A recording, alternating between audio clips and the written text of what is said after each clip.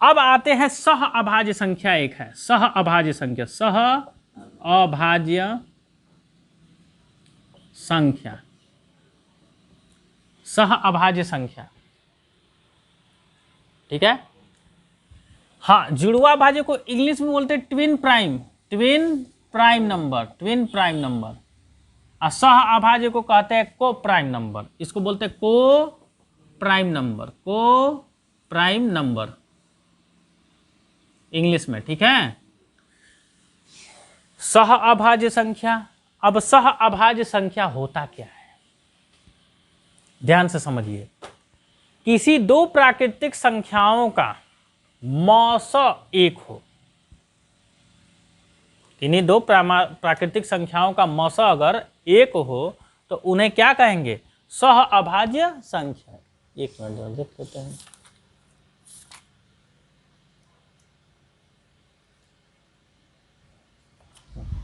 ठीक है, सुनिए फिर से। सह अभाज्य संख्या, किन्हीं दो प्राकृतिक संख्याओं का अगर मौस मतलब HCF एक आता हो तो उसको हम सह अभाज्य संख्या कहते हैं, ठीक। जैसे मान लो 2 3 हो गया, 2 3 का मौसा निकालोगे तो 1 आएगा मौसा, मौसा प बराबर 1, तो इसलिए दोनों क्या होंगे, सह अभाज्य संख्या, ठीक है। क्या होंगे, सह अभाज्य संख्या, ठीक।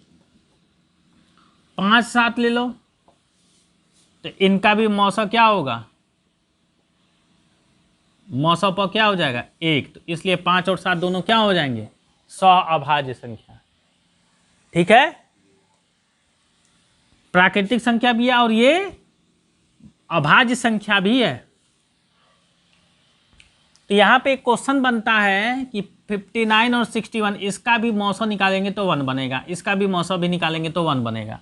मतलब जुड़वा अभाज्य संख्या को हम सह अभाज्य संख्या कह सकते हैं, यानी सभी जुड़वा अभाज्य संख्या को हम सह अभाज्य संख्या कह सकते हैं, क्योंकि प्राकृतिक संख्या होना चाहिए, उसका मौसा 1 होना चाहिए।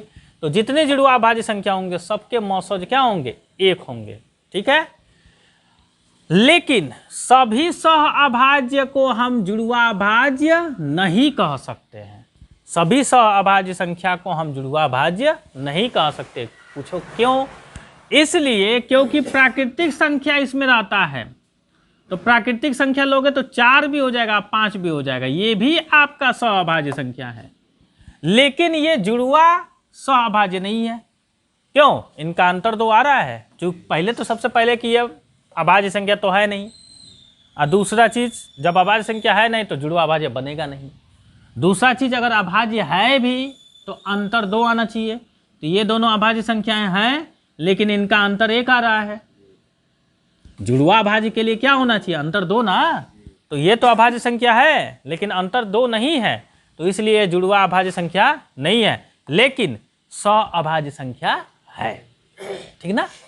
तो ये क्लियर हुआ, सह अभाज्य संख्या यानी किन्हीं दो प्राकृतिक संख्याओं का मौसा 1 हो या अभाज्य संख्याओं का मौसा 1 हो, उन्हें हम क्या कहेंगे, सह अभाज्य संख्या, दैट मीन्स को प्राइम नंबर।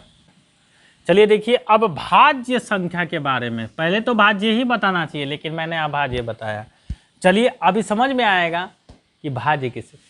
अभाज्य के बाद भाज्य पढ़ने में बहुत आसान हो जाता है। भाज्य संख्या क्या कहलाता है, भाज्य मतलब कि भाग लग जाना।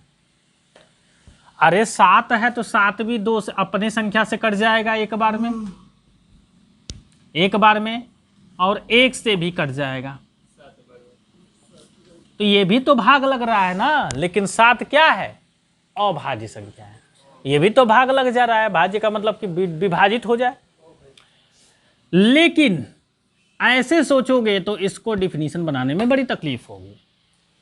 तो इस तरीके से सिर्फ भाज्य संख्या मैंने बताया। अभाज्य संख्या में गुणनखंडों की संख्या कितनी, गुणनखंडों की संख्या कितनी बताया था, गुणनखंडों की संख्या 2 बताया था, केवल 2, यानी अपने से और किसी से, अपने से और 1 से कटे बस।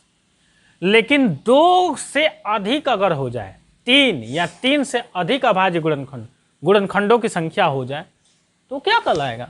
भाज्य संख्या। ठीक है। तो इसमें गुणनखंडों की संख्या कितनी हो जाएगी?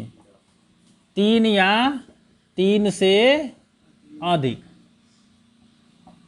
3 या 3 से अधिक अगर गुणनखंडों की संख्या हो जाएगी तो वो क्या कहलाएगा?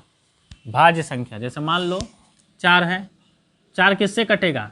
1 से कटेगा, 2 से कटेगा और खुद 4 से भी कटेगा। तो कितनी हो गई? 3 ना, गुणनखंडों की संख्या 3 हो गई। तो इसलिए 4 कहाँ हो गया? अभाज्य संख्या। 4 क्या हो गया? अभाज्य। ऐसे ही 20 ले हो तो 1 से कटेगा, 2 से भी कटेगा, 4 से भी कटेगा, 5 से भी कटेगा, 10 से भी कटेगा और 20 से भी।